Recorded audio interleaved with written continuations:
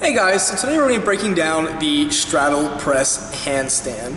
Now although this is just a straddle press handstand, the tips and stuff that you're going to learn in this video are pretty much universal for any press handstand, and plus the straddle press handstand is probably the easiest one to start with when learning press handstands. So quick disclaimer, I'm by no means a professional hand balancer, but I am an self-taught acrobat of about 8.5 years, so I do have some experience and I do know a little bit about it. So yeah, let's get into the prereqs first. A couple of prereqs that you're going to want to have before learning the press handstand or the straddle press handstand specifically is a decent handstand. Anywhere between 15 and 30 seconds is preferable of consistent balance. Your handstand has to be consistent, to be honest with you, otherwise you're going to have a really hard time learning this because, as the name implies, it is a pressed handstand. So if you're not able to balance it, it kind of loses some of the cool factor out of it and the oppressiveness. Another thing that you might want to consider having is decent shoulder mobility and decent wrist mobility, and then also good compression in, with your pancake or pikes. And lucky for you, the most important one in my opinion is the shoulder mobility, but just working on your handstand line is enough practice for that, and with time it'll get better. But that being said, you don't need any of that to do your press handstand, but it will make it 1,000 times easier and make it look a lot better. So let's go ahead and start with breaking down what the straddle press handstand actually looks like and how to do it.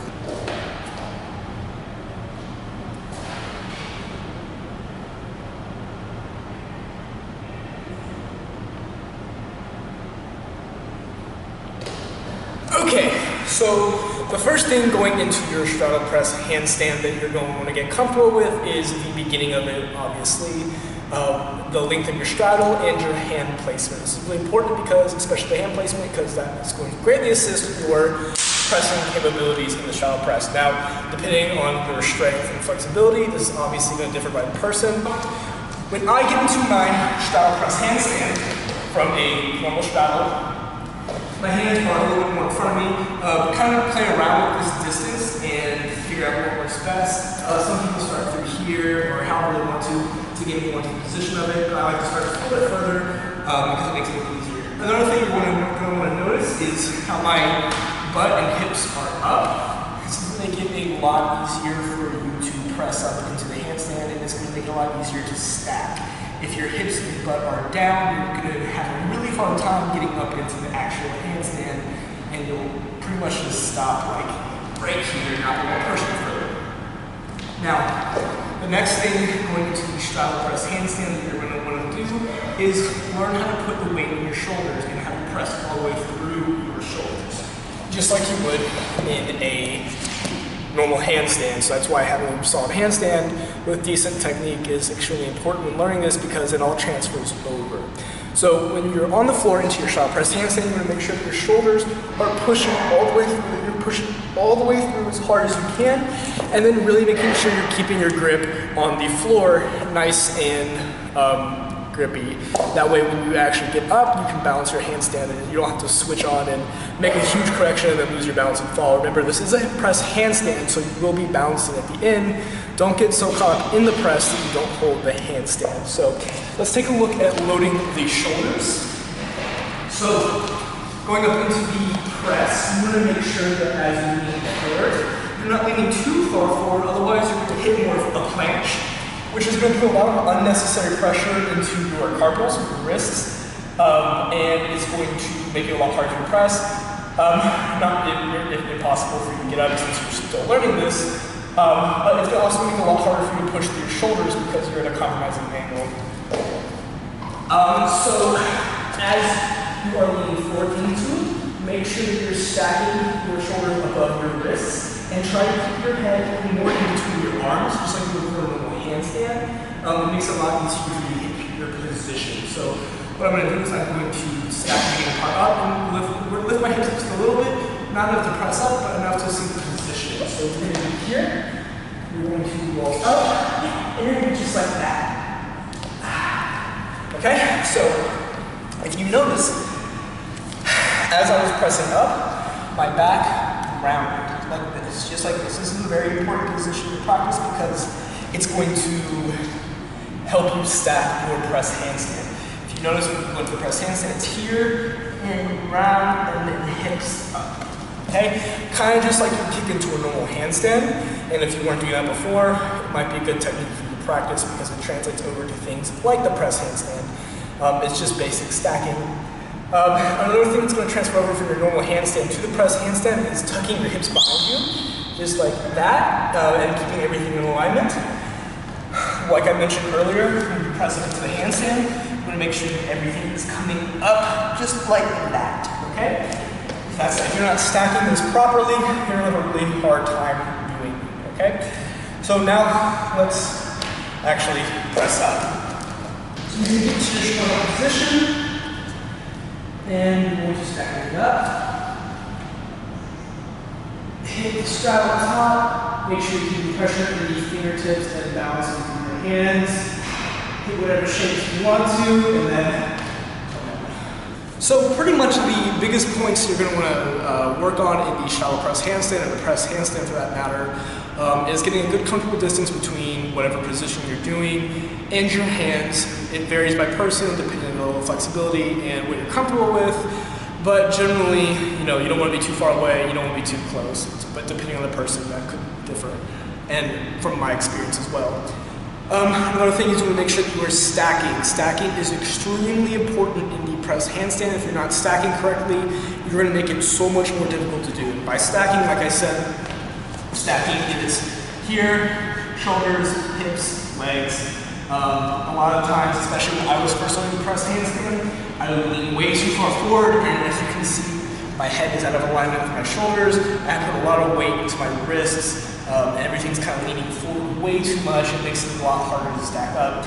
Not only that, if you stack your hips incorrectly or they're not coming up high enough, when you get into the press, when you actually get to the handstand portion, you can be here, and then everything can be out of whack, and you can fall and lose balance, depending on your level of awareness in the handstand. Obviously, you can balance from anything, you can press up in any position and be fine. But if you're just strictly learning to press the straight handstand, it can make your life a lot harder if you're not hitting the positions that you're used to. And the last thing is to make sure that you are ready to catch yourself at the top, and then you're not rushing the press. It's really hard once you get to the press, especially if it's the first time you're doing it, and you get really excited and you hit the press handstand at the top, and you forget that you're actually doing a handstand, and you make huge corrections in your hands, and you fall forward or backwards or sideways or whichever way you're falling. And generally, that will look like this. You'll get up, and you'll be like, oh my god, handstand, and you'll fall forward, and then you'll fall down, and you'll die. And you'll be unable to do handstands for the rest of your life. So you want to make sure that you're anticipating everything at the top, and that you're not getting caught up in the actual press, and remember that you're also doing a handstand at the same time. That being said, the handstand is a great way to develop strength for the press, flexibility, and mobility for the press. Now let's look at some breakdowns you can do to help assist with the actual press, the straddle press to handstand. So yeah, let's get into that. So the way I broke down the straddle press handstand was by breaking down the ending in the middle and then the beginning. So what I did was handstand negatives.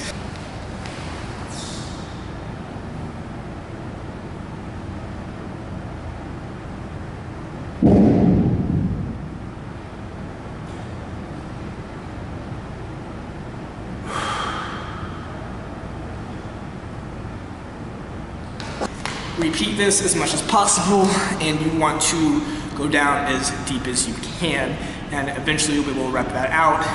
And as you can see, it's actually a great way to practice the pressing without actually having to do the press handstand from the ground up. Another great drill you can do for press handstands is actually if you have access to an exercise ball, and this is a great drill for pike press handstands as well. Is you can put the exercise ball behind you, you can actually roll out, and you can work on stacking everything to the top like that. You can actually work some decent compression, and if you roll out far enough, like this, you can actually work on bringing everything up, and you can work on pulling that down. You can do some really good negatives with that as well. Another thing that might be helpful is if you have access to a wood floor.